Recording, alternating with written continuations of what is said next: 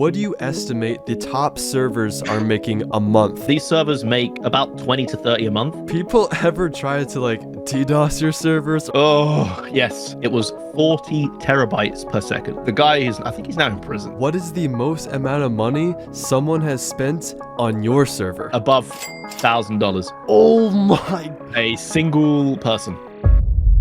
Brit is a Rust YouTuber who spent over $100,000 creating his Rust servers. Today I interviewed him to see how much these servers make, what it's like behind the scenes, and how he made his servers a success. From what I gathered, it wasn't as easy as you'd think, so I asked him the juicy questions everyone wants to know. Guys, most of you from chat probably already know who this is, but if you don't know, Brit is the man of PvE Worlds, one of the biggest, probably the biggest PvE server in Rust, and the story behind this is that this man has invested over $100,000 on his server, on staff, on plugins, on all these little things.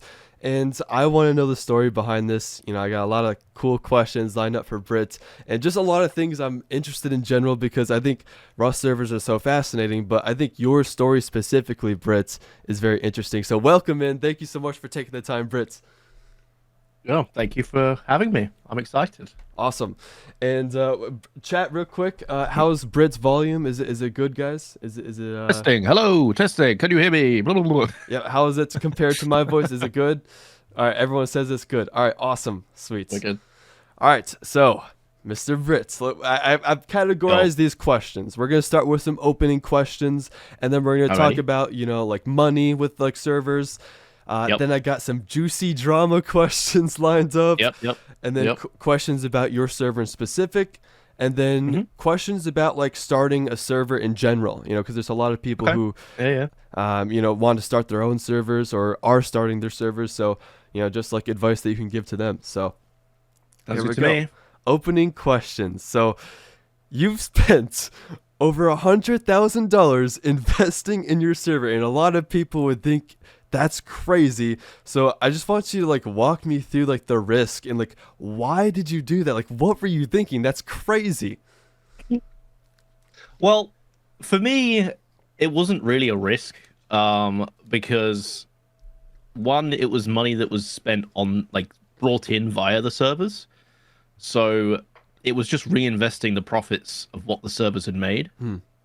I obviously put in a bunch of my own money at the start. But when we launched the original first server, I think we had like 100 players with like a 20 or 30 player queue or something like that. Okay. And then slowly but surely we started getting VIPs. And with that VIP money, I just reinvested it into the servers, and that's kind of where we are now. And the total is probably at the moment, it's probably easily over 120, 130K. Oh my God. That's like, where is this money going? Like, obviously you're probably paying for staff, but like, is it just the constant plugins? Like, where is it all going? The main problem with Rust is it's a constantly changing target, because obviously Facepunch update every single month, and Facepunch really like to change stuff. And we have 182 different plugins. Oh my God. So the majority of the dev time, shout out the developers, by the way, they're the fucking goats. The majority of the dev time is spent just fixing stuff that's like broken. Yeah. For example, this month, we, completely out of the blue, they just decided to break placements of stuff. So we track entities. So there's a limit on certain entities that players can place, and we track those into a database, and like we do some fancy stuff with it. But that broke without no warning, nothing. Like they just decided to change that piece of code. I mean, we'll get into it later, but I don't know if you know too much of the specifics of like how the backend stuff in Rust servers work. Yeah, I'm interested in learning. So with the plugins, you basically have to match. It's like a jigsaw puzzle. And you have to imagine there's a jigsaw puzzle on the floor, like a 3x3, and two of those pieces are missing, one in the top right and one in the bottom right. You have to match that exactly. If any of that puzzle changes, then that code doesn't work anymore. Oh my god. So And every force Rust is like a 4,000 by 4,000 puzzle piece Oh, that jeez. constantly changes everything. So like, Oh. yeah, the majority of the dev time is spent just figuring out what that, like, just to keep us running. Yeah. So every force wipe, guys, for everyone listening on like the YouTube video or in the chats, force wipe, brings new updates, and I'm sure as server owner, Brit, you dread those force wipes because Oh, it's it's hell. It is guaranteed hell. something's gonna break. You gotta be at your PC at home with your team sitting in call, like what's gonna break today? Oh yeah, big time. We spend majority like 3 days like towards leading up to force wipe is like solid just on the PC. Oh Like god. the guys are going crazy. Oh man, that's a routine. Yeah, Well, it's mental. with that like large like purchase and like all these constant investments, was there ever a purchase where something didn't work out and you ended up taking like a financial loss in your servers? I think because we've somehow built up such an amazing community, I they're so supportive of this project in a whole. It like we've had months, like an entire month where nothing has worked. Really? Oh. Any other server or like it would just die. We've had so many issues over the year that we've been running. I think 6 months is Worlds, but even prior to that with the old PvE servers, we've had months where like nothing has worked. It's just been a terrible month. It's super laggy. Everything is broke, but they stick with us. I don't know why, but they do. W community, like Yes, sir. honestly incredible. And I think that with that means that they're also financially invested. Like we're supporting like VIP packages and whatnot. So it helps. Yeah, I've lost myself. You're gonna have to repeat the question. It's like, was there like a single purchase where something didn't work out and maybe it's like you invested a lot and it wasn't like a big hit? So the current it's difficult because because it's never been done before. Like the way we run things, I've invested in total probably about 20 or 30 grand into like the software that runs the like the connecting of all the servers together. And we didn't realize how popular we were going to get. So we when making this software, we wrote it. Well, I say we. I didn't do anything. Turner's the proxy guy, Coltero. He's listening. I know he is. Yeah, they're the goats. So we wrote it in like to handle maybe 300-400 players at an absolute push. Bearing in mind on wipe now we have 700 above. Oh my god. On XP wipe we hit 1,200 in one region. Holy crap. And the the back end was basically on fire. It is not built for that amount of players, which we've basically been suffering from success for the last since problem. we launched, really. Like, yeah, it's a great problem to have, but I absolutely hate that players are lagging and whatnot. Which I have announced that we are doing Worlds 2.0. It's a whole big rebrand with a brand new software built from the ground up again. Oh man. That it solves that issue. So it's hard because that was like we've done like our global warfare events, and like by the time like it's day 4, there's so many entities on the server and we can't load all these plugins because like Rust performance just can't handle that. So the fact that you're able to like it's not at all, and the fact that you're able to like push like the boundaries and like do all these new things, like new softwares, getting all these players in, like it really shows like what lengths you'll go to like actually grow this thing. So props to you for that. I have a goal in my mind that I will be on the top of the modded tab at all times. And I will not stop until I've hit that goal. I think you can get there, dude. Like you're growing at an insanely rapid rate, and you have your own niche community here, and like it's awesome to see. And I was wondering actually, like we're talking about like things that didn't work out. When you first started your server, were you burning money? Like, were you unprofitable just trying to get a start, or was it an instant success? Like, what was that launch like? The very first version was literally me and a couple of friends. Shout out Mad. who just and Blue, and we basically just threw a bunch of plugins onto a server and like prayed that it worked. Like we had basically zero. I've ran servers in the past, and they like PvP servers. Had no experience with like a PvE or how bad the performance of Rust is, like all this rubbish. Sorry, the developers are typing in the chat. They're like, shout out Mad and not us. Fuck this guy. Shout out Penguin. Jesus. All right. Okay. Yeah. So we basically threw a bunch of plugins together. And when I opened the first server, I also did a YouTube video on it. We hit like 100 players, which I was very like astounded by, like very, very happy with. I did like a short Discord stage with the release, because I had a Discord before, and it had maybe, how many people? I think it was like maybe 1,000, maybe 2,000. And I did like an everyone Discord stage, blah blah blah. We hit 100 pop, which was phenomenal. That's good. Yeah. We had like 20 player queue, which I couldn't believe it. I thought, that's it. Oh my god. We made it. Yeah, I was like, damn, this is sick. Because the last couple of servers I launched, PvP servers, absolutely flopped. Terrible. And then a magic thing happened, and I was like, okay, shit. We need to fund this. I'm going to make a store within the VIP packages. Because my whole shtick on YouTube was buying VIP packages. Right, like on different random servers. Like, servers. Well, yeah, exactly. And I'm like, why am I not doing that? So I made the VIP packages, did the stage, and just the money started flowing in. I couldn't believe it. Like, I think the first, well, as soon as I opened the store, I think we made about $1,000 on the first day. I was like, shit, we've got something here. This is insane. Like, this is going to be what I spend the next 6 months working on. And yeah, it's wow, mad. I couldn't believe it. All right, and then genuinely couldn't believe it. So now let's ask the opposite question. Out of everything you invested, what was the single best investment you've made with that 120K so far that like really grew the servers, or was like some kind of big hit on the servers that everyone loved? The staff team.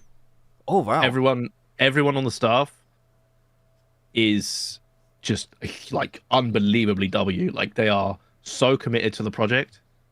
I genuinely cannot ask for better people to be involved. We have the singular best, like, I'm going to toot my own horn, but we have the singular best team I've ever seen in a Rust server project. The staff works so hard. Like, we have a whole ticket system. 9 times out of 10, you can get your ticket answered within the hour, within 15 minutes, 20 minutes. On wipe day, it's like you can get your ticket answered in 5 minutes. The staff team are incredible. Wait, how many people are you guys? Oh my god. So we have so our paid roles start at senior mod and above, and then below that is volunteer. So we have about, I'd say 30. Oh my god, that's so many. It's huge, dude. Holy crap. Yeah, it's crazy. Wow. Absolutely huge. And yeah, they're incredible. They work so hard. That's incredible, dude. And like, you're paying, like, you know, you're paying for these guys, and like you're giving them jobs and stuff to do that they probably love as well. Like, it's an opportunity for everyone. Like, you're like becoming like a provider in a sense, you know, for these people. So it's awesome. I love it, dude. I like the staff team that we've built here. Like, they have become my friends. Like, over the last sort of year, 6 months to a year. The guy in chat, Blue, you see now, I'm literally going to his house tomorrow. Whoa, really? That's sick. Yeah, like we met through doing the Rust server stuff. He's now a manager, and I'm going down there to tomorrow. I'm gonna go to Harry Potter World. Oh, that's sick. That's awesome. That really shows like you guys actually have a community, like a family. And if you have a family behind the scenes, it feels like a family, 100%. If you have a family behind the scenes with like your staff, it's gonna feel like a family to like the players in your community as well. So like I feel like that reflects off each other heavily, like the community and like the viewers, you know, and like the behind the scenes people. Like it all has to be the same. So that's awesome. 100%. Oh yeah. All right, well, awesome. Let's dive in a little bit to like the monetization questions, because, you know, a lot of Rust players will look at these servers with hundreds or even thousands of players and thinking, wow, they're probably making so much money. So maybe you can give us behind the scenes, how profitable are these Rust servers, and like, are Rust players actually spending money? Yes. Yes, very Really? much so. These servers are incredibly profitable. But I think the players by now sort of know that I'm not the kind of guy to take all this money. Like, I am reinvesting a good 80 to 90% of whatever the the server makes back into the servers until I hit my goal of being at the top of the modded list. Yeah. Forever. Like, we are building basically Hypixel of Rust. That's my original goal. Oh, that's such a good target, like, and such a good goal. Wow. And it's gonna happen. Like, I will be if I will be dead. Like, it's gonna happen. I mean, you seem really like invested in this. Like, I mean, I feel like there's no way you do fail. Like, you're gonna keep trying. You're gonna have road bumps, but you're gonna keep going. Like, and the amount of road bumps we've had already, and we still overcome them. Yeah. I mean, we'll probably talk about it later on, but like, yeah, it's genuinely unbelievable that we are still surviving. That's awesome. I mean, you're doing really good. Like, I've seen like the screenshots you post on Twitter, saying like you're like the top of the server on the modded, and like the battle metrics and stuff. Like, it's insane. Yeah, we had our first XP wipe. So we wipe XP every 6 months. Okay. So that basically means like during gameplay you earn XP, blah blah blah, and that carries on over wipes. But that wipes every 6 months, and we had our first 6 monthly XP wipe, and that's what brought in the 1,200 players per region. Wow. Just the grind. Yeah, Everyone loves the grind. Oh yeah. Awesome. Well, okay, so you know how much your server makes. So what do you estimate the top servers are making a month in Rust? I think that PvE is definitely a outlier in the fact of how much money they make, just because the audience of PvE is a bit older. They've got jobs, they've got kids, they've got disposable income. True. And they wanna just cut through that. Even if it is a little bit of a grind, they want to cut through that grind just to make themselves a little bit easier, and they want to support the server. So it's like it's a crazy mesh of like the perfect scenario, a PvE server. So I genuinely think that we are an outlier, but I do think that Rust servers do make a ton of money. They are a very, very profitable endeavor if you do them correctly. Like, would you say these like top official servers could be making like tens of thousands of dollars a month? Oh, easily, yeah. Whoa, are you Easily. serious? Oh my god, Like, easily, yeah. Like 20, 30, like where do you range? Like, what do you think the estimate is? I reckon. Well, I mean, I don't mind going into the financial side of things. These servers make on average about 20 to 30 a month. Oh my god. Good months, bad months, you know. Yeah. But like it's whatever. So I'd say PvP servers, or maybe some of the like the other modded servers out there, probably make about the same. Wow. Maybe a bit less, because PvE is a bit of a strange one. That's crazy. That's insane. Like and that's that's what's enabled us to reinvest into getting like the best people possible, the best like Rust developer plugin creators possible. Yeah. Like I have a full-time developer. I have full-time developer, 3 paid developers. Yeah, like a manager, project manager, shout out Mad, Blue manager. Yeah. That's awesome. That dude. all goes back into the service. I don't think that's not profit, by the way. That's gross. Yes. That's crazy. Like, I've never even like knew like servers could make that much. That's insane. So what my question to you now is, what is the most amount of money someone has spent on your server that you've seen? Let me go have a look. Oh my god, he's checking, guys. We've got data. Let me go have a look. Because I'm sure you have, like, I think all servers have like a whale, you know, that like will spend so much. So I'm just curious, like with your servers, because like our like PvE servers are different. You have like all these different ranks and probably different things that you can offer that PvP servers can't. God. Oh gosh.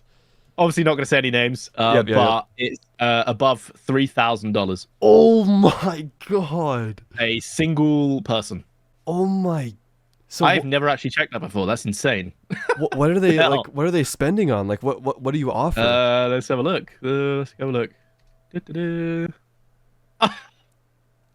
So stupid. Okay. Everyone's saying presents. Okay. So, yeah. So we offer this thing, right? So we sell presents. Because if you combine it into a large present, there's a chance for getting a legendary item. Okay. And the legendary item is basically like an M2 that does a bit of extra damage to a heli. Oh, okay. Stuff like that. But we sell them individually. So one present, the idea behind it is the community can sort of rally together and buy these presents, and then they can upgrade them all together, and then the whole server gets a legendary. Okay. Instead of being like, I really don't like the pay to win side of things. I really like the idea that everyone, if you can't buy it, you can earn it in the game, in the server. So to circumvent that sort of thing, I was like, why don't I make something that if you buy it, it goes to everyone? So if you buy a present, I like that. It goes to everyone on the server. I like that. That's a really good concept. Yeah, it's wicked. And now no one can complain about pay to win or anything. Like it's pay to help everyone. Yeah, exactly. So the stuff that you can buy, the items that you can buy on here, go to everyone. That's really good. You can't like buy, apart from the VIP stuff, which is your own personal stuff, you can't really buy an advantage. That's a really good concept, actually. No wonder, like now, of course, everyone's gonna like be a community and love each other because like everyone's helping each other. That's awesome.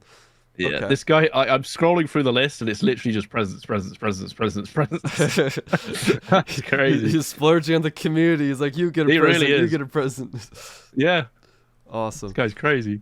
What are your opinions on servers who have like sponsors on the server? I don't know if you do that at all, but like, what are your opinions on like people who do that? Sponsors, as in like the having like an image. Yeah, like an image, like probably like it's usually like Rust Gambling, sponsors on the signs. Like what? It's difficult because I know, like, you've got to get that bread, right? You're doing it for a reason. Yeah. And if that helps support the server and people like playing on the server, then I don't know. It's a difficult one. It's a touchy subject. It is. With the gambling stuff. Mm-hmm. But me personally, I don't really mind because I like to gamble myself. I'm a bit of a gambling man. Yes, I like doing some gambling here and there. We like to have some fun. Yeah, I'm an adult, and I feel like people can make up their own minds. Yeah. Okay. And like most people that play Rust should be adults. Yes. So yeah, they should. They should. But yeah, that's not usually the case, is it? Yeah. All right. Yeah, it's a touchy subject, like because there are obviously the younger people playing Rust, and I'm almost guaranteeing that someone has fallen into a gambling addiction through Rust sponsorships at some point. Mm-hmm. But yeah, it's everywhere, dude. Gambling is everywhere. It is. It's crazy how much it's being pushed nowadays, but it's everywhere. It's everywhere. Yeah, it is. I saw a company on Twitter/X who is a new credit card company that if you tap if you tap contact list, there's a slight chance that you won't pay for it. What? Are you serious? So there's now gambling in just like your bank account. Oh no, that's terrible, dude. Gambling everywhere. Man. All right, well, so that was like the monetization questions. Let's talk about some juicy drama questions. I got some some interesting questions here. So now we're going to talk about the server scene in general, like what you've heard, because I'm sure server owners, they talk a lot. Server admins, they talk a lot. A lot of these guys hate each other. The server scene is brutal, guys. It's very competitive. So I'm sure you've heard some stories, but with you coming in, and this is like a completely new like PvE niche that's probably untapped. So like when you made a huge impact in PvE Rust scene, have you noticed others trying to like steal your ideas or compete with you, anything like that? Yes and no. It's a double-edged sword because obviously when I made my servers, I took heavy inspiration from other PvE servers. So I really, it genuinely doesn't even faze me that other servers might be doing similar stuff to what we're doing. One, because I'm not looking. I could not give a flying. You're I too don't focused care on your at own. all. Exactly. I'm not looking. I'm not browsing Rust server whatever to try and find people that are doing similar stuff. And at the end of the day, competition is good. It helps it helps everyone grow and make better things, and the players win. So like, I genuinely, copy me all you like. I couldn't care less. Like, yeah, like it doesn't bother me at all. That's good. That's good. Now, here's another interesting one.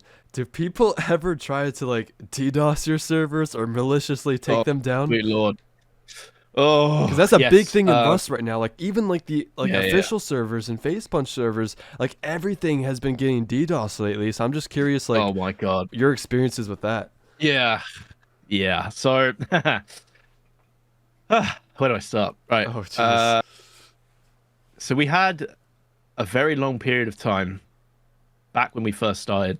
This is pre-Worlds, where all the servers were being DDoSed all the time. Oh God. I don't know if you know anything about is it the Azuri botnet, or like there's a specific botnet out there that was like doing absolutely ridiculous amounts of traffic. Okay. And we were somehow in that list of IPs that they wanted to take down. Dude, that's fucked. At the peak, at the peak of the traffic, it was 40 terabytes per second. Oh, is that a lot? That is unbelievably big. You said terabytes. Oh my God. Terabytes. Oh my God. 40 terabytes per second. Like, how much does that cost? So that was the, how do you pronounce it? Azuri. It's a massive botnet. Like the guy is, I think he's now in prison. Oh wow. Azuri is, I don't know if that's how you pronounce it. Yeah, that took us out for ages. Like that took us, I think at one point we were completely down for about 18 hours. Jesus, dude. Nobody could play on anything for 18. This is what I'm saying. Like we've been through the mud. Like nothing can like phase us now because we've been through everything. Costa, thank you for the sub. But yeah, so the funny thing is about that DDoS is the provider we were using at the time for anti-DDoS protection shut down because of that DDoS. Oh, like not stopped that. So they just shut down. Jesus. they like we killed them. Wait, so how much does like a 40 terabyte DDoS tech cost? Like that must be expensive. I don't know, dude. Yeah, that's gotta be horrendous. Like crazy. Someone is spending hundreds to possibly even thousands of dollars just to like easy. take you down temporarily. Like yep. In order to keep up, you just have to keep spending. I don't know, like why? I believe the original reason is because we banned someone. Really? Because you banned someone, they DDoS your server. Yeah. Oh my God. It used to happen all the time. Like before we kind of knew what we were doing, we would just host the servers like just behind, like not behind anything really, and they would get DDoS all the time. Just all the time. That's insane, dude. Multiple times, yeah. You see that Baloo guy in chat? He's our networking guy. Oh, he's so, okay. He's the guy to speak to about the DDoS. Like, yeah. Let's go. Oh my God. Oh my God, it happens. It was, yeah, it happens all the time for our events and stuff too. Like it's rough. It's scary, man. It's scary. Like just if someone doesn't like you or you ban them or you respond to them a certain way, like one little grudge is all it takes. Yep. And well, until we kind of realized what we were doing, and we have multiple layers of stuff now, and I don't know. So how do I explain this? Our stuff runs behind what's called a proxy, because we run about 30 Rust servers, and they're all combined together. Oh, it's not just a singular Rust server. 30 is insane. Wow. Yeah, with all the different worlds and raid worlds and whatnot. Yeah, I think it's about 30 Rust servers all connected together. Yeah, and now our stuff runs behind a lot of things. So we haven't, thankfully, touched wood. We haven't had an issue for a while now. To be fair, that's good. Awesome. Yeah, we kind of learned our lesson. Wow. Okay. All right. And if you saw it in the chat there, I remember when Brit decided to turn off the Yeah. firewalls to get something to work. That was a Oh fun no, day. what'd you do, man? Stressing Oh, I out can't even Paolo over there. remember. Yeah, I can't even remember what I did. But I was stupid. It's kind of a meme between the developer team that I'm kind of not allowed to touch anything anymore. Yeah, stay away from them. Because I like to ship code into production just without untested code. I just like to put it in production. It's kind Yeah. of fun. Get a little kick out of it, you know. But I've been told off. I'm not allowed to do it anymore. That's so funny. All right, so you being around the server like owner scene, I'm sure you've heard stories. Is there a story where you've heard like any like Rust server owner doing like any shady things to grow their servers? Like, have you heard of any shady stories like that? Uh, Not personally. I want to give you a juicy answer, but genuinely, because I've been so focused on You're just in your own just lane. our stuff, I don't really pay attention to other things. Yeah. Like Okay, that's fair. That's fair. Yeah, I want to give you a juicy answer, man. I No, really you're but, okay. like, No, it's okay. Like if you're on, you're I honor and yeah. respect like the way that you do your work. I don't know. I don't feel that anything is really like you just mentioned, because we're in our own lane. I imagine if we were a PvP server at this scale, it would be completely different. Yeah, yeah. Because there's a lot more of those. There's a lot more cutthroat. But because we kind of carved our own existence, and our own sort of lane, there's not really that much drama. I'm not gonna lie. That's good. That's good. That's how you Yeah, I want mean, it. it's great. Yeah, it's great. Oh man. Yeah, Okay. yeah. Okay. Great. Well, there's one big rumor in Rust that a lot of people talk about, and it's that server owners bought their player accounts to make it look like they have more people on their servers. Is this rumor true? That's impossible. Oh, it's impossible, really? You would show up on the server list for maybe an hour before Facepunch would just blacklist your IP. Really? So they know if like people are botting their servers? Dude. Oh, easily, yeah. Okay, because that used to be like a big thing back in the day. Like people would be like, "Where are all the players? Like this server has like 200 players and there's no one on here." Yeah, there's a lot of stuff that you need to do to be able to like add a player to your play account. And if all that stuff isn't done correctly, then Facepunch would just be like, yeah, see you later. Interesting. Like, they would just blacklist the IP and you won't show up on the server browser anymore. Okay. Wow. Okay. Well, debunked, guys. There you go. All right. What are your thoughts on pay-to-win servers? You've had your fair share experience with actually like going on these pay-to-win servers, and like you know what? Like, I genuinely like. I mean, for me, it's content, right? Yeah. So like, I love the fact that I get to jump on these servers and just business expense these payments. Someone says he runs one. LOL. Oh hell yeah, dude! I mean, the VIP stuff that we offer, it definitely is pay to win, but it's a different sense of pay to win, right? Because it's not against players. Yeah, it's your personal pay to win. Mm-hmm. Like, I mean, we offer pay to win. Like, yeah, 100%. So why do you think because like this is probably something that a lot of people like ask themselves, like why do you think people are so willing to spend so much money on pay to win servers, or just like Rust servers in general? Like because you think like, holy crap, this guy's spending thousands of dollars, that's insane, but you know, to that person it might not be. So like, what are your thoughts? Like, why do you think people do that?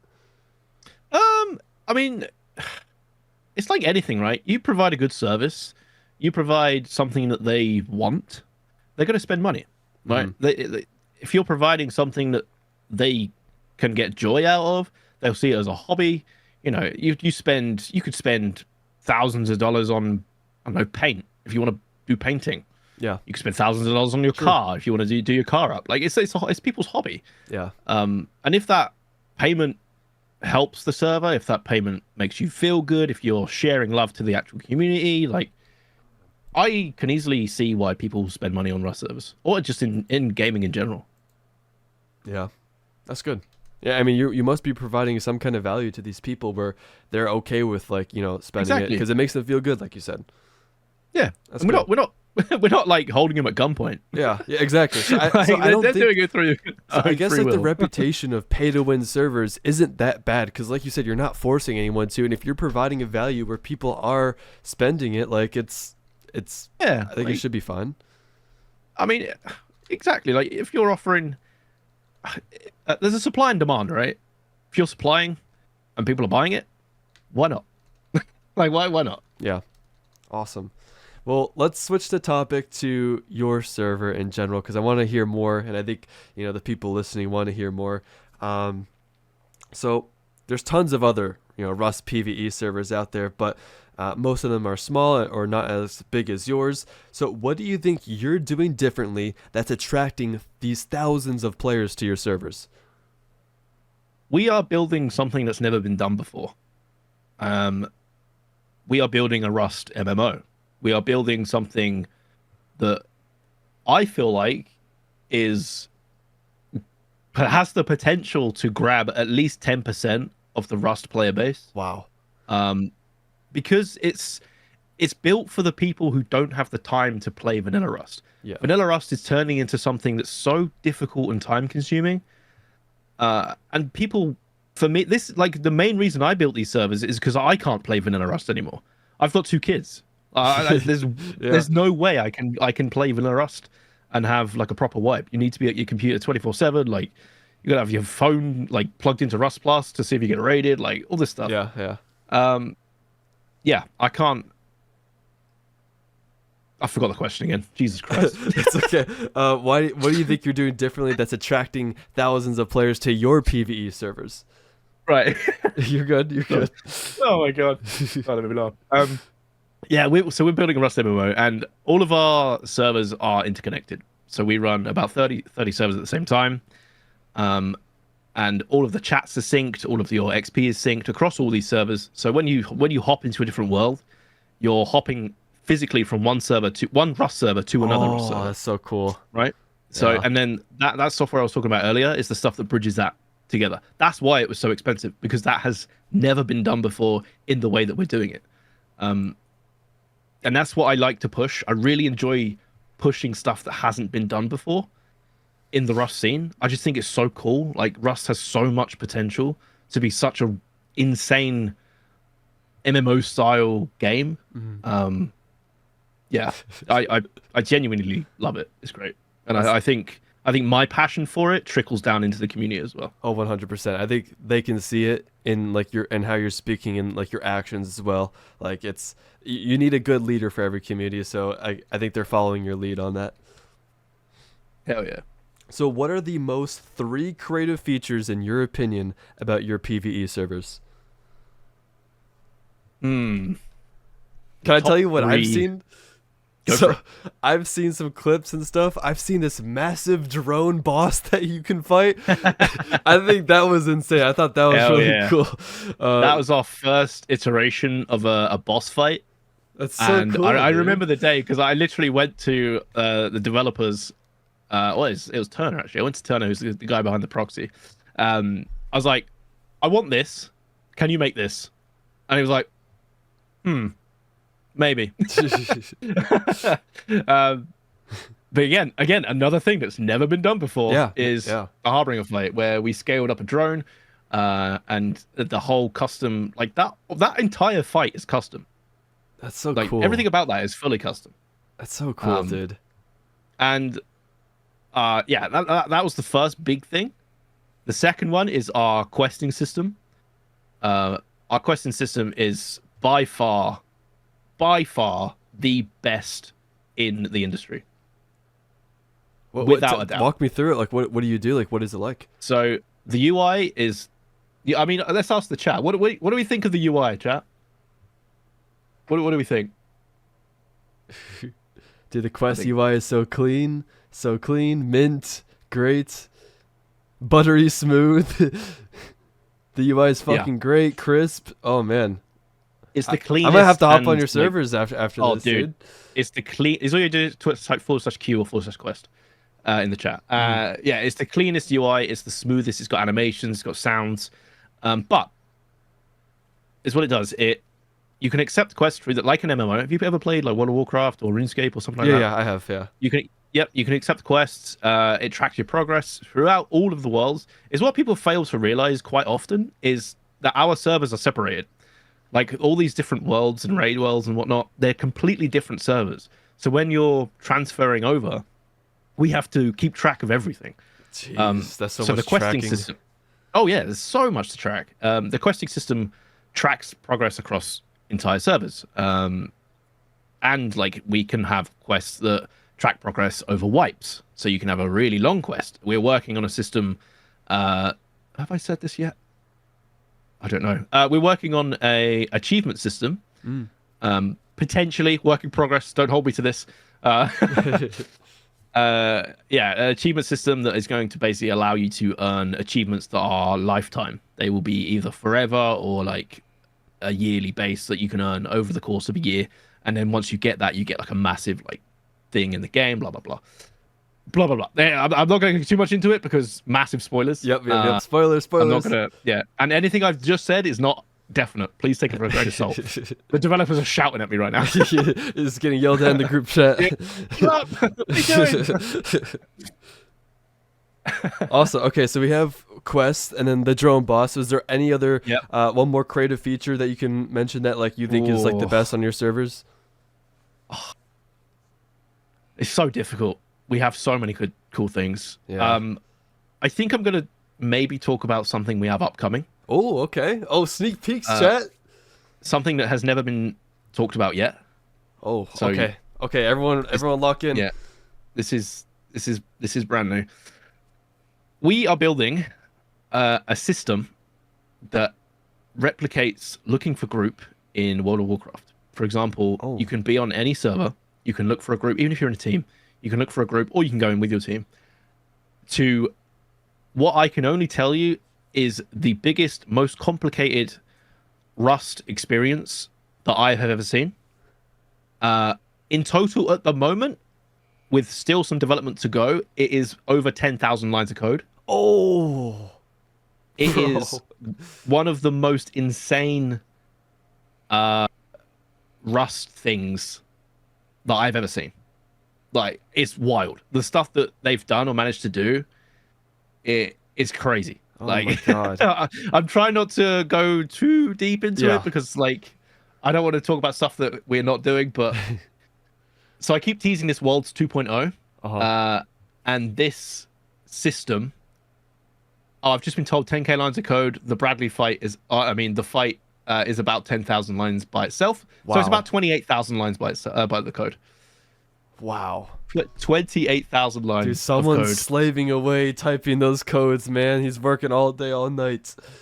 It's a completely custom rate. Like, I can't even explain it. Have you played World of Warcraft? I think a little bit, a long time ago. Okay. It's been a while. Okay. I'm trying to compare it to something. So you're going to be able to go into... Sorry, the developers are shouting at me. You're gonna be able to go into this group, blah blah blah. We've got a really never been done before system that's going to allow you to, if you're a solo player, you can look for a group. We've got a loot rolling system. We've got I'm gonna get told off for saying this. We've got a need greed pass system. So if you don't need the item, you can need it. You can like pass it or greed, whatever, and it will roll. Dude. It will roll between the players. We've got like a fancy UI that shows up, and like it's gonna. Oh, dude, it's that's so unbelievably cool. You're getting yelled at right now for saying all this. Oh yeah. They're screaming at me right now in all caps. Well, I mean that's good. I mean, I don't think anyone's gonna be able to steal those in time before you get it out. If it's like tens of thousands of lines of code, it is unreal. Like, it really is ridiculous. I mean, yeah, just like the more stuff you keep adding is just it's insane. I don't even know how your servers are going to be able to handle that. Like, just the more stuff. That's another thing. So the whole system that weaves everything together has been rewritten from the ground up. Wow. Again, to be able to hold the new player count. Because I do believe when we release Worlds 2.0, we're probably going to hit about 2,000 players per region. Wow. That's It's insane. like it's gonna be yeah. Jesus. I don't know if I'm ready for it yet, but it's gonna be That's gonna be a very ridiculous. stressful few weeks. Good luck with that, Yeah, man. yeah. Oh my god. Thank you. Okay. We're gonna need it. So going back to server launch, when you launched it, the first day, was it Yep. a successful launch or was it like low No. attendance? Like, what was that like for Oh, you? Because God. how much did you invest at that point? So we're talking about Worlds, right? Yeah, The Worlds yes, server. yes. Okay, Mhm. so prior to Worlds, I launched the first server 6 months prior to Worlds, and we spent about was it 6 months prior? I think it's about a year prior. I can't remember. But we spent like a couple of a solid 6 months developing Worlds, and then the day comes when I've been hyping up Worlds like nobody's business. Right? It's my job. That's what Yeah. I do. I'm the hype guy. I'm the marketing guy. Blah blah blah. I bring in the players. Blah blah blah. I've been doing that.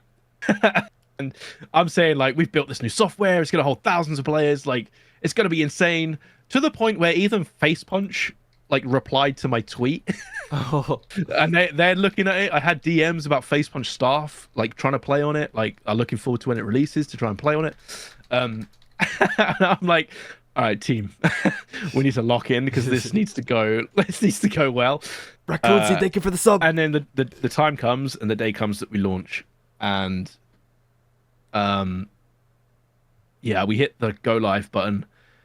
We instantly hit 200 players, and it crashes. Oh, We're like, what the fuck? Coltero, thank you Okay. for the sub. And then we restart it instantly. Like not even like one frame time goes past. Instantly 200 players. It crashes. Oh my. It did that for 5 hours on the wipe day. Was it something with like a plugin or like was it like a DDoS? Like what was causing it to No. crash? It was one single config option. What? Just one little thing just crashing the One- entire server. Yep. One tiny little config option. Oh, And for those in the know, it was one tiny little config option in Pterodactyl, which is the panel that we use stuff with. And yeah, that sounds that so crashed stressful us. because like you're panicking with all these players on oh launch, dude, I and was you have to miserable. look for that one tiny little thing probably Yeah. through all of your plugins. Like how long did it take until you fixed it? Alice, my wife, has just told me that the devs has told her to come upstairs and beat me with a shoe. Okay, so she getting threw a yelled shoe at, at me. guys. All right. Sticker, thank you for the sub. Yeah, it took us about 5 hours to find that one bug, but that was just the beginning. That was the beginning of the bugs. Oh my god. Yeah, So, like it was, this. so it was a little messy on launch day, huh? Oh god, it was messy for months. Oh. And what Yeah. made you like fight through? Like you really must have had the passion because like most people would give up at 5 months is crazy. Like what made you just keep pushing through and just solving these issues? Because it's fun. He's doing it And for I the love love of this the game. project. I love this project. Like this is when I grew up in I did games development at college, right? And I always wanted to make an MMO. That was my goal of like when I was a kid. And we're kind of doing that now. So like these issues tiny. Like we're just going to push through them. That's good. Yeah, Awesome. like, yeah. Wipe day terrible. The weeks after wipe day terrible. Dude, oh Oh, man. launch day. I can't imagine how stressful that was, but you push through, man, and that's what happens. When you push through, you get rewarded. Yeah. Oh yeah. Yeah. So Yeah. a lot of people in the Rust scene complain about PvEers and Rust. You know how the Rust audience is. They think it's cringe because you're only supposed to play Rust the sweaty way and raid people and PvP. So if you could have the chance, what would you say to those people who haven't given PvE a try? I would advise them to hit puberty first and then come back to me. But in my Ebert, thank opinion, you for the like not everyone has time for vanilla Rust. Even like 2x, 3x Rust, sometimes it can be hard. And you don't want to put all this effort into something that's going to get taken away overnight instantly. So like like try PvE Rust. It's something that you can work on over the 2 weeks of the wipe instead of worrying constantly if your base is even going to be there when you get back on. Mhm. It's for the people that don't have the time or the energy to play vanilla. Mark, thank you for the sub. That's good. Yeah, no, I get that. Okay, so our final category of this interview is questions about starting a server. You know, there's a lot of people who hear all the struggles that you went through, but they hear like, you know, the monetization and maybe they're interested in starting like a server. So I just want to like hear your thoughts as like a successful owner, like what information and what advice you'd pass on to people who are interested in starting a server. So the first question is, how hard is it actually starting a server, and like how do you get those first few players to actually click it and join it? I heavily invested, and obviously now I know I get the word I'm looking for. I'm already a YouTuber, right? I already kind of have an audience. That's kind of a cheat code. Yeah, yeah. But I still think that if you're starting a server, YouTube Shorts is the way to go, or short form content, Really? because you don't need an established audience already to be pushed into the short form algorithm. Right, right, true. If you can make a good-ish short about something, and it also helps if you're trying to do something unique. Like if you're making yet another PvP server, good luck. Yeah, good luck. Yeah, there's just borderline zero chance of it, you know, taking off. But if you're trying something that's different, people that haven't really been done, or like people don't expect, then yeah, fully invest into short form content. Okay. Even like the stuff like the Rust updates. I've seen quite a few Rust servers now have a content guy who does. Yeah, all of them do it now. Like, yeah. like the Rust update. This is what's happening this month in that robot voice. Yep. The AI. Yeah. So like, I heavily invest in short form. The second point I'd make is try and understand the back end as much as you physically can before you even like attempt to release it to the public. Like, try and make your own plugin, try and, you know, host a server, try and do something that hasn't been done, you know, like try and write some code, learn the code. It's going to be so much easier for you if you kind of know what's going on. And also don't use Windows. Don't use Windows. Don't Okay. launch your server on Windows. Windows doo-doo. Oh, okay. Yeah. Okay. Linux for the win. Okay, so starting a server is, you know, okay, you gave the advice on that, but how difficult is it getting those players to actually stay or like come back to your server? That's where building a community is very important. Like, you need to have even if it's you or like you have a couple of volunteer staff or whatever, they need to always be in the Discord. They need to always be online. They need to always be answering questions, because the most important thing obviously is player feedback. And if you're not listening to the players, then good luck. Yeah. You need to build that solid community foundation, because then they'll stick with you throughout the issues, because you're gonna have issues. Like if you've never launched a server before, you're gonna have a lot of issues. But building that sort of foundational community aspect of it is very, very important. Okay. Now, If not the most important thing. okay, yeah, I'd say definitely. The people control like what Yeah. you do. Like if they're unhappy and you're not making them happy or you're not listening, they'll go to someone else who will listen to them, you know? Exactly. I think that's an important thing that Alistair does right about Facepunch, is that he actually like listens to like the 100%. players, even though they're fucking toxic and slam him with all these insults. Like he knows it's from a place of love is what he has said, and like when every time I see him like respond to a Reddit thread or a Twitter thread, like everyone like is nice to him, because when he responds, like these players realize, okay, he actually cares, and they'll be nice and give him good. Cares. Yeah, he cares the most about Rust.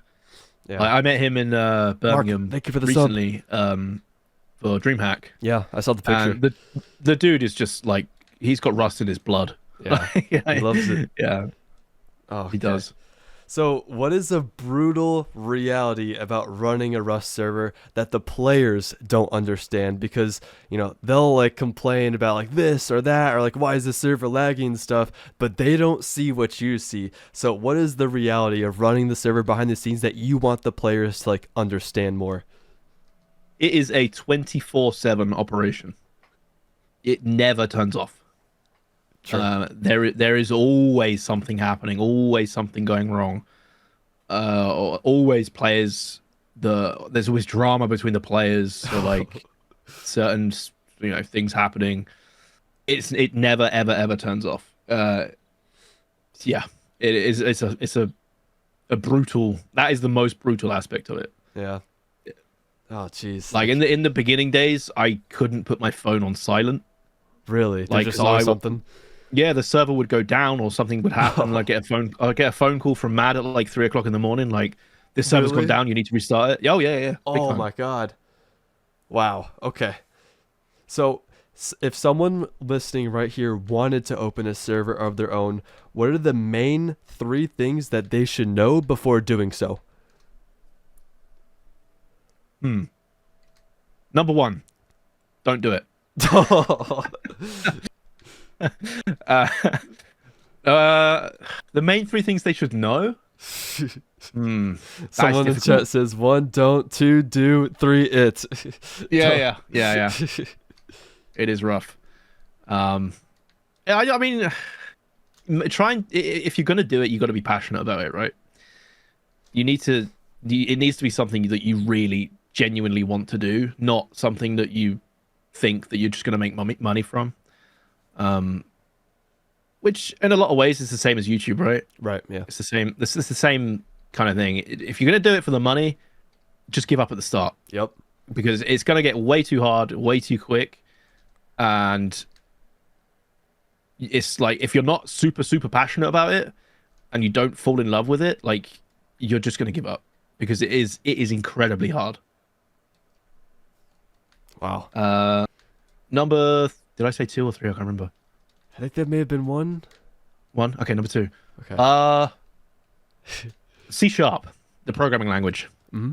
If you can learn or even get to grips with programming, making your own plugins. I mean, with the rise of AI, it's like the easiest it's ever been. Yeah. Yeah, if you can sort of try and understand C# a little bit, because then issues you have, like if a plugin doesn't compile or something like that, you might be able to go in and fix it yourself instead of having to wait 24 hours for a support ticket or something from the plugin developer. That Papa's Penguin in the chat is one of my developers. He just said, leave that shit out of here. They hate it, dude. They're so anti-AI. Yeah. It's so funny. I pay for the Codex, which is OpenAI's programming thing, right? And they put in pull requests on GitHub, which is a software that sort of manages the code and whatnot. And I can add AI basically in there, and it'll go through their code and just sort of like try and attempt to rip it apart. But obviously Rust is so niche and so specific, it's got no clue what's going on. Yeah. Oh, dude, it brings Dawson, joy to my thank you for day the bits. watching them get angry about AI. Yeah, I don't blame them. All right, then number 3. Oh, number 3. Be prepared to fail a lot. Yeah. Like anything, like if you're really starting like a proper project, not just like a one-off PvP server with, I don't know, 10 pop or whatever that it's just vanilla. If you're doing like a proper project, be prepared for it to fail a lot. Be prepared to stay up a lot of nights fixing random stuff. Like yeah. And it never turns off. Be prepared for that. It sounds way more brutal than like opening a Rust server sounds awesome. It sounds easy, but like the way you describe it sounds like hell. Yeah, it's not like the money obviously is wonderful, but yeah, it is pretty brutal. I'm actually just curious, just for my like own curiosity, but like, did you have to like step back from YouTube a little bit to like focus on this? I wanted to. Oh, you did? So the whole reason for this server to begin with was the fact that I was really struggling to make vanilla Rust or even modded Rust content because I was just so burnt out on what I have already done. Like I really struggle to do something again if I've already done it for a video, for example. So I was like, at that point I had done most things Like in the modded Rust scene, I've played on every single modded Rust server. I've bought every single VIP package possible. Like so I was getting so burnt out. And it was showing in my content. Right, I remember seeing videos. community posts like saying like, guys, like I don't know like what's going on, like I'm just feeling out of it. I remember it all.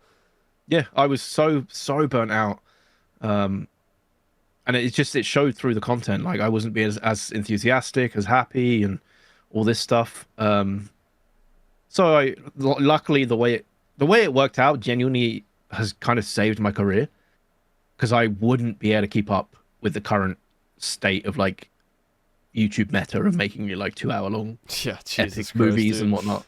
Yeah, I can't. I just can't do it. And like when these servers launched, I was probably about maybe 3 months ish from having to go get a job. Oh my god! Like it was so close. Like I had live streams where the community would show up and I would be bawling in tears, like because I wouldn't have made enough money that month, and the community showed up and like donated like £1,000 or something like that, $1,000. Oh my god! And I'd be like ringing Alice, my wife, like what the fuck's going on, blah blah blah, like in tears, like we're good for a bit longer. Wow. Yeah. So and then these servers launched, and since then it's basically it's changed the course of my career, which is that's insane. It's insane. Wow. So that's why you give it your all, because like they had your back and you're doing it for them now. Indeed. Jeez. Okay. Well, my last question before we open up the Q&A, so I hope everyone has like questions prepared. We'll do that soon. Oh god. My last question is, if Facepunch was listening right now, what update could they make that would drastically help server owners, or what could they just do in general? I've got one that they could do for me. There is one last bug, and it's on Facepunch's end before we can implement map switching between worlds. So currently, the current system and the limitations behind it is we have to have the same map for all worlds. If Facepunch fix one last bug, then we can have everything. We can have everything that we wanted. So we could have multiple different maps on every single world. Could be a different Rust map. What's the bug? It's a bit technical, but it's like the player doesn't get cleaned up correctly. So when we send another map to the client, it kind of just bugs out and sends a big red error text on the screen. And we've talked to Facepunch about it, and they know about it, and it's on the list of bugs to fix. Oh, okay. Yeah. I mean, even having direct contact to Facepunch developers is one of my like proudest achievements. Yeah. That is insane. I love it. Yeah. Awesome. Well, sounds good. Facepunch, help this man. And just adding more modding support in general. I know they don't need to let us do what we do. Like they could have a closed source stuff. Like they don't need to let the modding community have what they have, but a little bit more would be nice. A little bit more modding. Oh, dude, I think modding's the future. Would be nice. I think modding. I mean, look at the player tab, right? Yeah, 60,000 on modded and like 20,000 on vanilla. Like modded is the future. Yeah, I think modded is the future. There was this one really cool thing. It was like called the Carbon mod, where you could actually like put the client. Yeah, Carbon client. Yeah, Carbon client, where you could actually put like things from Minecraft in Rust, and like I don't know if you saw Shadow Fraction's video, but he had dragons like flying on the screen. Like, oh my god, like if Facepunch, if you are listening to this at any point, like if we can ever get to that point, like you would essentially have like Roblox in Minecraft. You could do whatever you want. Like the possibilities of content would be insane, but obviously performance and stuff would probably be much improved. They put a pillow over that thing's head and press down so hard that thing's never coming back. Really? They said no? Oh yeah, dude. I mean, maybe, I don't know. Oh man, I don't know if yeah, but yeah, that's great. Well, thank you so much for answering my questions. Let's open it up to the chat. Chat.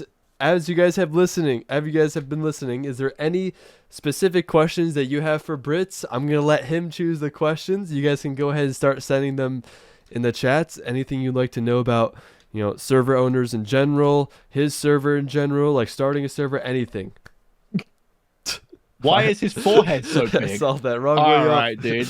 All right, dude. Who is my favorite dev? Oh, bloody hell. Oh, I can't say that. Oh, man. That's the not. dirt That's really like, who's your asking the favorite juicy child? questions. Like, when are you taking your wife on holiday? That is my wife saying that. Oh my god. Any leaks on new legendaries in development? No. Uh, is there a unique SMG in the works? Oh, that's a good question. We haven't actually done an SMG legendary. Interesting. Let me write that down. What does he mean by that for like people who don't understand? So we have legendaries in the game that do certain things. Like I told you earlier, there's an M2 that does 50% extra damage to helis. Yeah. We have a shotgun that shoots grenades. We have saw a pistol that shoots rocket launches in your newest video. The Ashmaker. That's a revolver that shoots HVs. We've got the boomstick, which is a Python that shoots rockets. But we do not have anything that does anything with the SMG. Okay. So interesting. Yeah, maybe we could do something with that. We did have a sniper that allowed you to teleport to wherever you hit. Like you could. Oh, that's sick. It was sick, but it was messy. Just abuse, like the abuse that it could cause someone to do. If that makes sense, I don't know. It was hard. Yeah, it was kind of a bad one. Can we rename the double boom to the bubble doom? I like that. When can we expect Worlds 2.0? Ooh, that's a difficult one to answer. That's a big one. That's Leroy. a very, very difficult one to answer because if I give you a date, the developers will shoot me. He's got a gun to his head, guys. Yeah. Will it drop next XP wipe or during this wipe? Oh. Oh, I can see all the developers typing. Oh my god, he's getting yelled at, guys. You're getting him in trouble. I want to say, I want to say a safe bet could be before. Oh, is XP wipe. It could be before, but a safe bet will be XP wipe. Yeah. They're all sending gifs. Like don't say anything. Don't say okay. Yeah, I'm dead, dude. When can we have an accept all quest button? Well, Coltero, I'm calling you out, Mr. Coltero. When can we have an accept all quest button? We've been asking for this for a while, and don't know what it is about him. He keeps oh, he said today. I'm gonna hold him to that. Ooh. He said today. Today. You heard that. Let's go. So currently you have to go through every quest and accept them all manually. Which okay. Yeah. I can see the appeal in that. Yeah. And also I'm just while I'm here, NPCs, Coltero. Just need to get that out. Just get that out of my system. Sorry. Any other questions, guys? Feel free to keep asking in the chat. Brit's just going to pick out some. No troll questions. What's going to be new in Worlds 2.0? You will find out. Ooh. Anything that you can leak? Like one tiny feature? Do I tease? Don't get in trouble from the group chat. You know what? No. I can't. He can't, guys. I can't leak. He's holding on to it. You'll just have to wait. Yep. Actually, there's one thing I can leak. Professional voice actors. Whoa, that's cool. Do they like voice act like quests or NPCs and stuff? Oh, we'll see. That's sick, dude. That's sick. Can we have? Okay. Can you release John Helldiver on the population again? Okay, that was one of our staff. Oh. Player-owned factions? No. Not interested in that, unfortunately. There was a bug yesterday where the players got stuck in hub. When can we expect a command that allows us to move between worlds? 2.0. Since you're getting money from Rust servers, would you quit YouTube? Never. That was a good question. Yeah, never. YouTube is my bread and butter. It has been for the last 15 years of my life.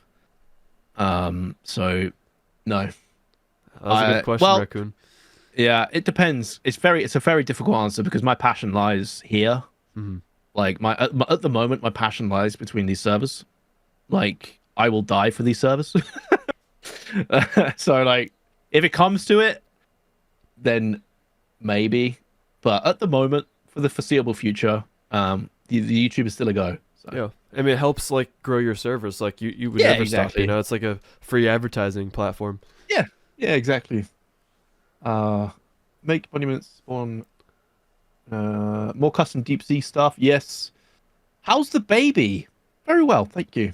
Oh, Um, increase difficulty, of course. Oh, dude, I can leak something so cool. Oh my god, please. Oh, do I do it? Oh, wait, chat. What should he do it? oh god. Oh, it's so cool. It's so cool. I Someone love it says so don't. much. Everyone Oh says my do it. god. Oh, you've already said it. Oh, now they need to know. I was like, what? uh, we've been brainstorming. This is not a definite. This is not 100% coming, but we have been brainstorming, and it is definitely possible. So this new rating system that we're implementing, I think we are going to try and implement a brand new raiding only skill tree.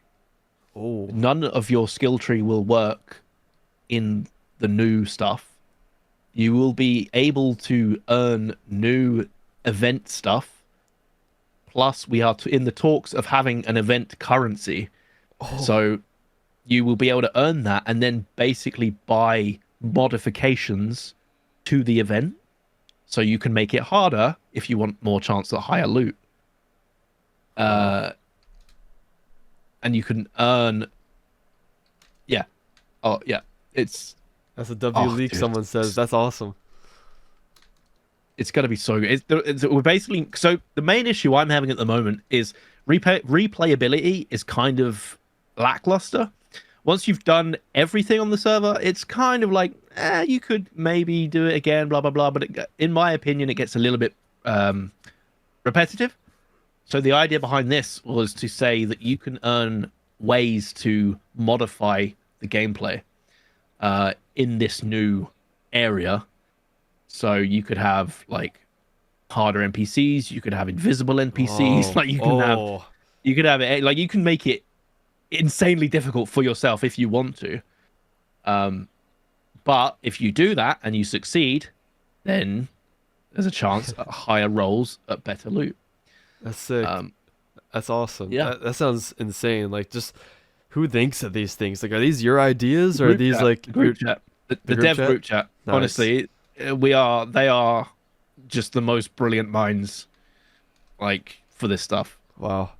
We really do have the best developers for this stuff. Like genuinely, it's crazy. That's good. Keep them around, man. Don't let them Oh, go. I will. I will. They are my family now. Yes. You want to do Can three you more add questions from like the chat? yeah, I'm good. Yeah. Can All you right, add a sweet. command to travel from world to world? Like that should maybe be coming in the World Supernova. The devs are asking how they cut me off, so I'm just gonna keep going. Do any of these ideas come from suggestions? That's a good one. Does your community ever give you like good ideas where Yes. you Yeah, add yeah. them in? Like what things have you taken from the community? We have a suggestions thing in like the Discord. There's like a suggestions tab, and you can write things what you want. Most of them are pretty out of this world. Yeah, Like yeah, they're yeah. kind of crazy. Yeah. Uh, yeah, one of them is a legendary loaf. This guy has been plugging this idea for months. His Legendary Discord loaf. name is Red. Like he's been plugging it for months. So I think we might have to implement the legendary loaf, which is going to What's be a the legend? food. It's going to be a food that you can eat that will do something. Uh-oh. Maybe I don't know. We'll think about something that's not crazy overpowered, but Like, what did he you say? What was his original idea? Like, give you a billion rockets or know. something? Yeah, I've got the thread actually. Hang on, where is it? I can't find it. Oh, suggestions. There we go. There's one. There's a guy in our Discord that literally says hello every day. That's his only thing. His name is King Hello. Oh, He comes into the Discord. He says hello. That is it. that's funny. That's his bit. Yeah, that's He his just wants bit. to say hello. Exactly. Where's the bread thread? Oh my god. Someone at me in it. Someone at me in the bread thread. I've lost it. It's been going on for ages. Oh, there it is. Legendary Loaf updated 3 days ago. 116 votes so far.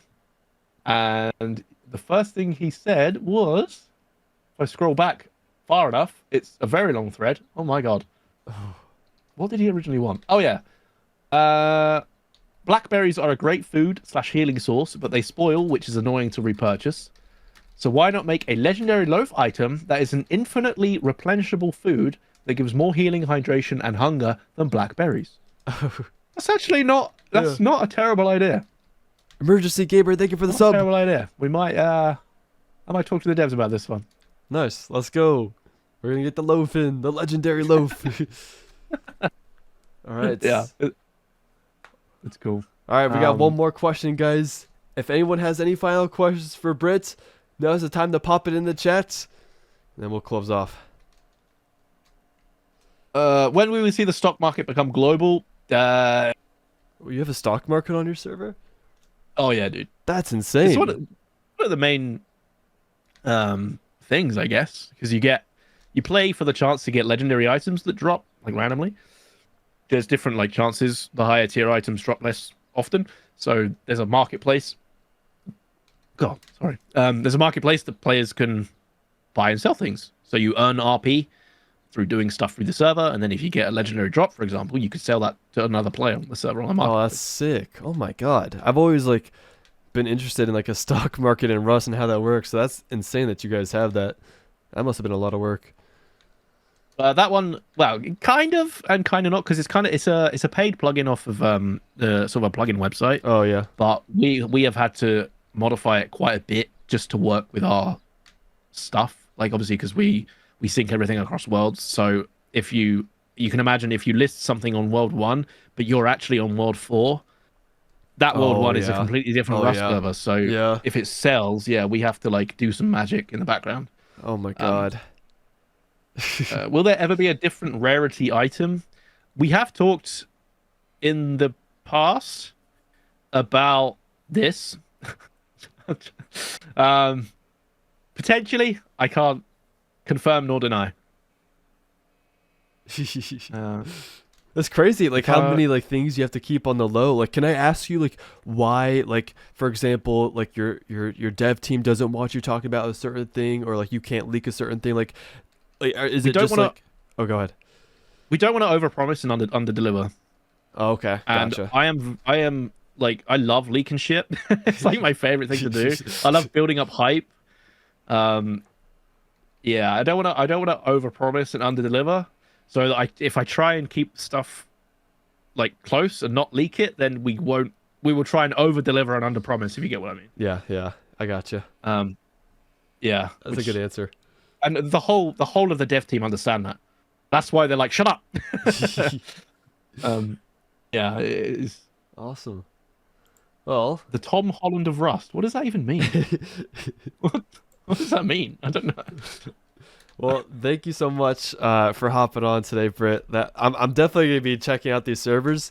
I think we're doing more second channel content this year, and like I've got a bunch of editors, so I'm gonna hop on and see what kind of content I can get. But I think it'll be very fun, just the way you describe things. But I appreciate it'll be a completely unique and different experience than what you're used to on Vanilla Rust. 100,000,000%. Yeah, it 100% will be.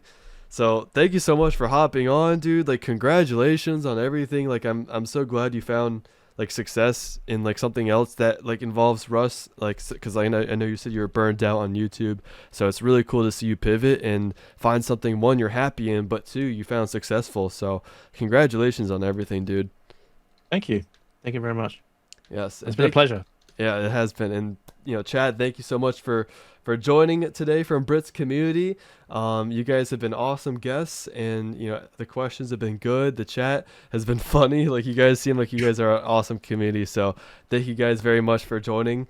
This is my first interview. I'm gonna post the VOD if anyone missed like the beginning. It'll be on my Fancy Dumps channel. I will go ahead and link here real quick. Hell yeah. And also the VOD will be on Twitch as well. Could I just plug all the developers real quick? Absolutely. Go ahead. Like final moments, yeah. Please end it off here. Turner, you're a wizard. Penguin, you're a hot as fuck. You should be a model. Mysticos, you're a legend. Mad, you're the project manager and you're awesome. I don't know where we would be without you.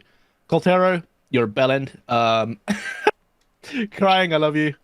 Baloo, I don't know where our networking stuff would be without you as well, like genuinely. Wrong way up, you know who you are. Let's go.